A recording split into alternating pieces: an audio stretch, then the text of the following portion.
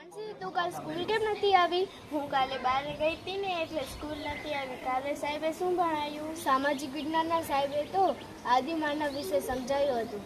આદિમાનવ? ઈ વળી શું? ચાલ હું તને આદિમાનવ કને લઈ જાઉં. તારો હાથ દે અને આંખો બંધ કર. આબ્રાકાડાબ્રા છું. અરે આપણે ક્યાં આવી ગયા? આપણે આદિમાનવના યુગમાં આવી ગયા.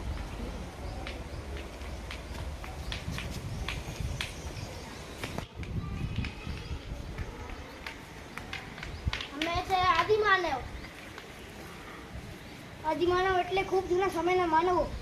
અમારો ભટકતું રહેવાનું મુખ્ય કારણ શિકાર કરવો અને એકઠો કરવો.